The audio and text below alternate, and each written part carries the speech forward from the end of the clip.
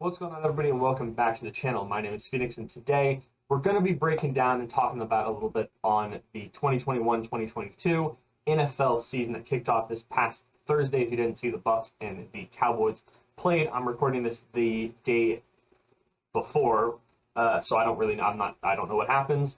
I'll put it up screen now if you missed it. But we're looking to see what Green Bay is doing in this season and kind of breaking down game by game, and then at the end predicting where we finish in the NFC, and then in addition to the NFC North.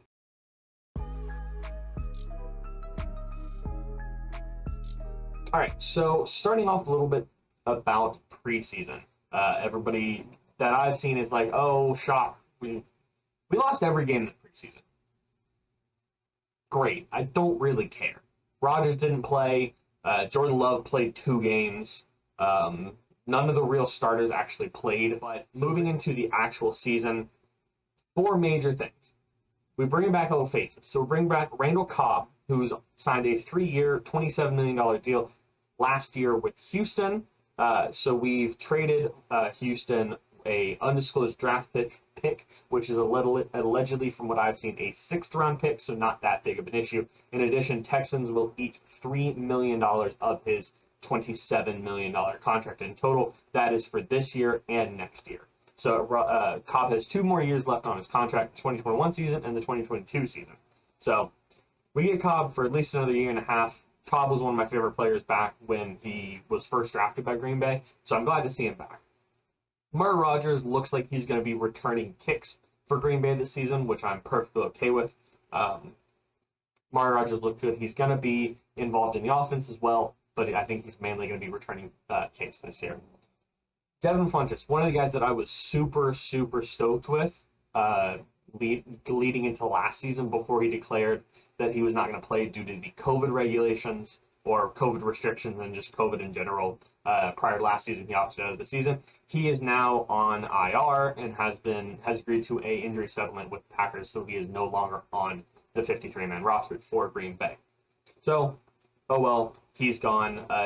He injured his hamstring during a joint training session with the Jets prior to the Week 2 matchup. So, unfortunately, he played very well in the first week of preseason, but that was it, and that's all we get of him, which is disappointing, but it is what it is. Aaron Rodgers, if you guys have been living under a rock, is back in Titletown.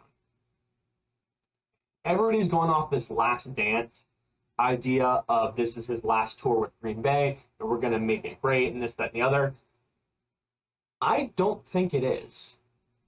His major issue with the team, allegedly, and from what I've seen and heard, is that he doesn't feel like his opinion's being respected and being given the weight that it should, as he's been with this team for 13 years now, I believe, something around there.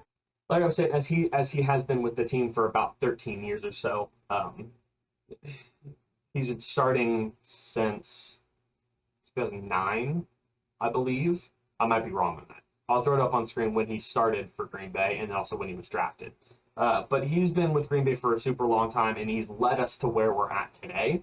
So I think that he wanting his opinion heard and validated is completely understandable, and I think that the management in the front office really should listen to him. Maybe not listen to everything he has to say, but at least take his advice into consideration.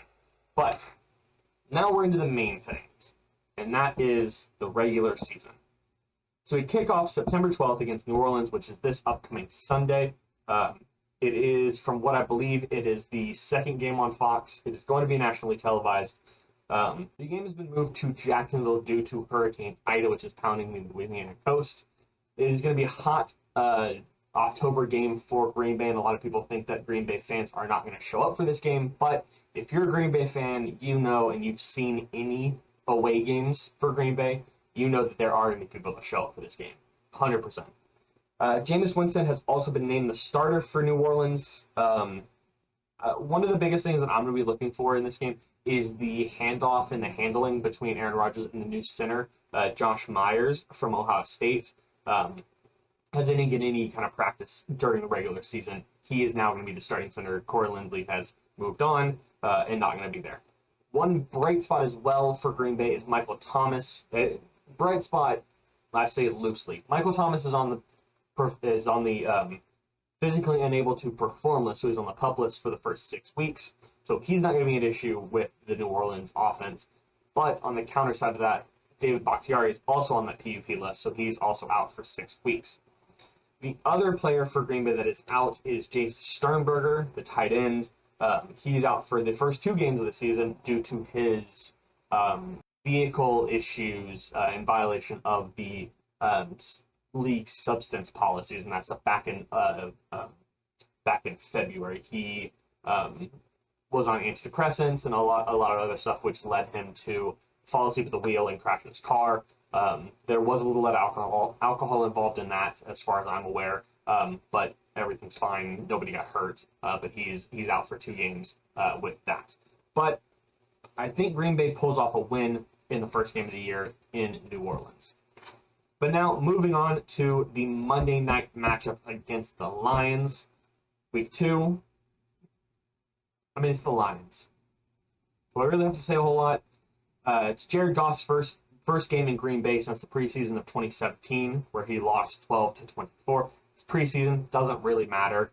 It's the Lions. It's going to be a win. Green Bay starts the season 2-0. Great, cool. Week 3, September 26th. We play the 49ers.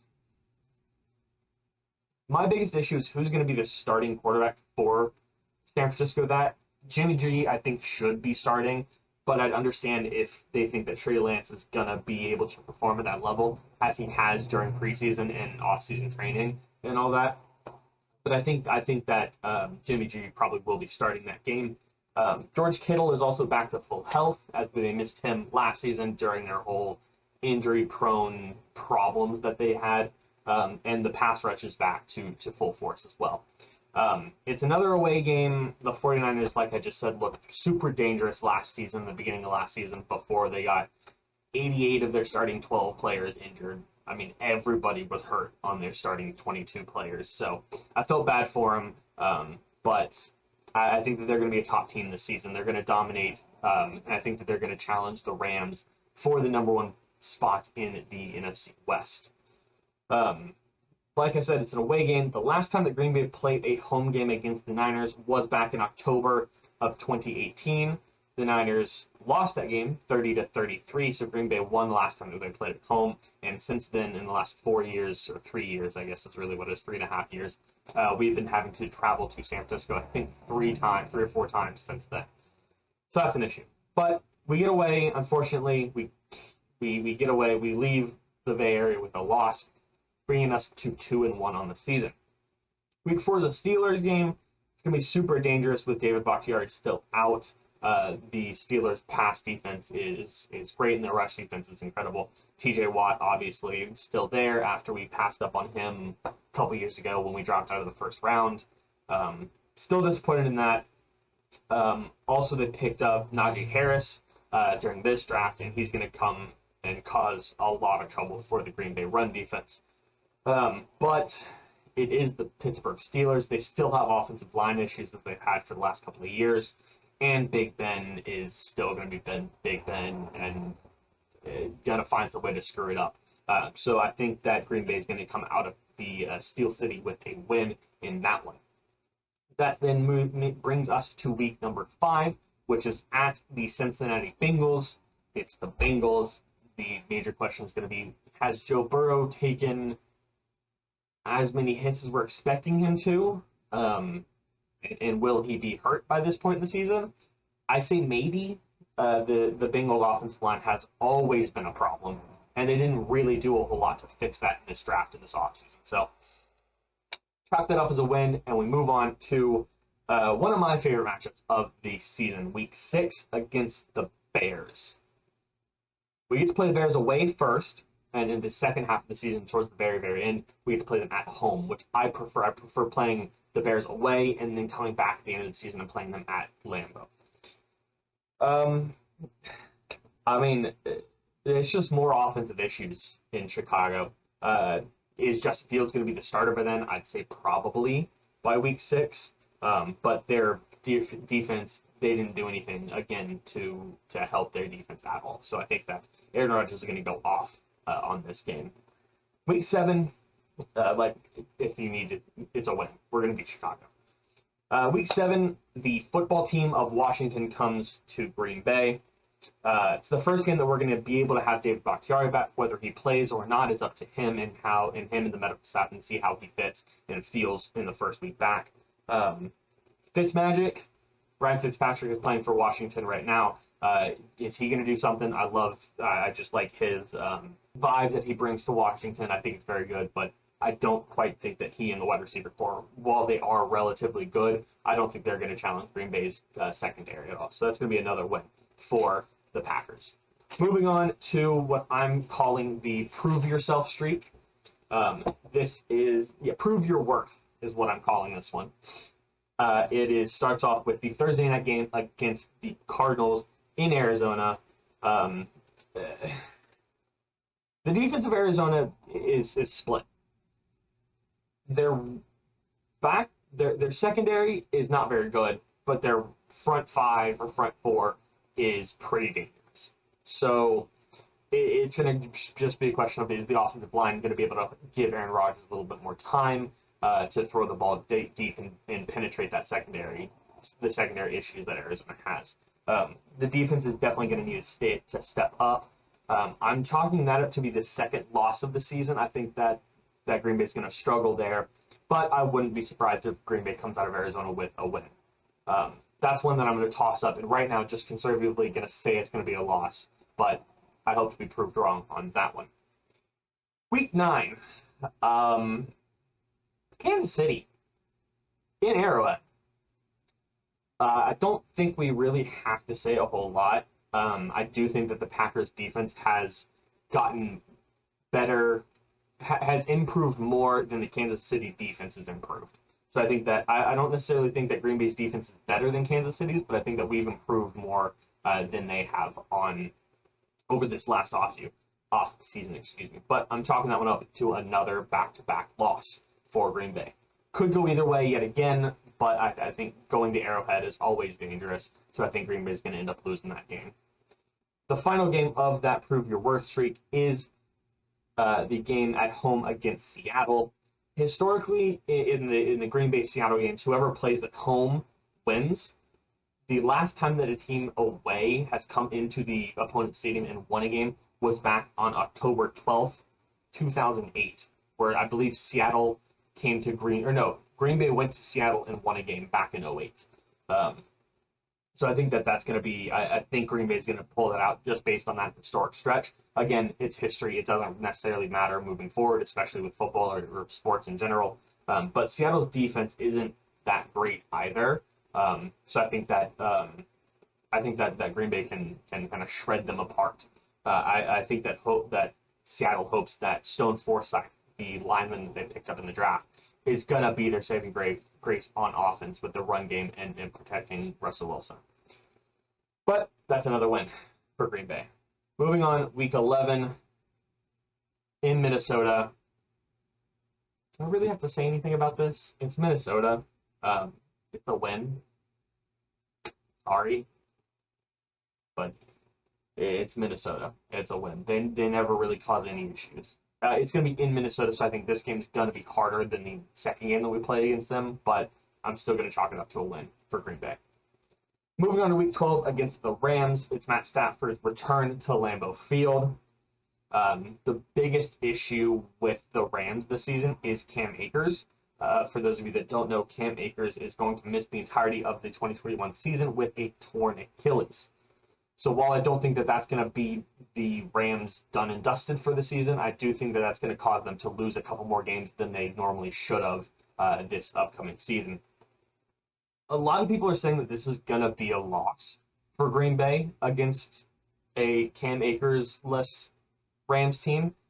I don't think Matthew Stafford's going to have the ability to pick up a win up in Green Bay. So I think that it's going to be a very, very close game. Could be low scoring, but I think that Green Bay pulls it out by a hair. Moving us to week 13. It's a bye, which is outstanding. Green Bay desperately needs one of these kind of tail end of the season or halfway through the season buys. The last couple of years we've gotten within the first 7 or 8 weeks. of the season is our bye. So it's you play preseason, you get a week off. You play 3 games, you get a week off. It's like it's not good. But now at least week 13, you get a little bit of time to hopefully, if there are any injuries during this stretch of games, you can kind of recoup and give them a little bit of time to recover. Moving on to the final 5 games of the season. Start off week 14 in Chicago for a Sunday night matchup. My question is, has Justin Fields been replaced with the cyborg version of him due to how many sacks he's taken? If so, I think Chicago wins. If not, Green Bay picks up another win in week 4 in Chi-Town. Week 15, we have to go to Baltimore to play the Ravens. The issue last year that Baltimore had was that Lamar Jackson didn't have any help to throw the ball. It was basically just all on him.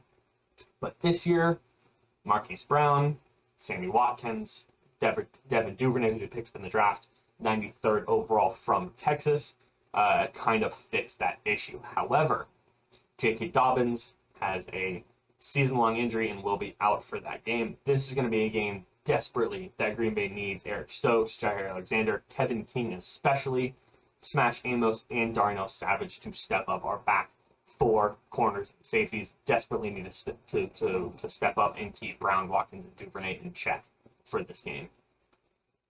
But I think Green Bay narrowly pulls this out if those 5 can step up and play. Green Bay's going to pull it out. If one of them doesn't, or if a couple of them don't step up, it's over and Green Bay loses. Moving to the final 3 games of the season, the Browns, Christmas Day in Lambeau. Something's going to hit different about that game. However, the Browns, I think, are probably one of the most balanced teams in the AFC and just in the NFL in general this year. You have Jarvis Landry, you have Odell Beckham Jr., and you have Baker Mayfield, which already just those 3 are very dangerous. But then in addition, you also have now Nick Chubb and Kareem Hunt joining the team and making that offense very scary.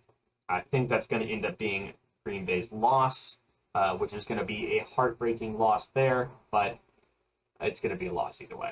Now, moving on to the final 2 games of the season, we have the Vikings and the Lions. We have to go to Detroit after we beat the Vikings on Monday night, week 17.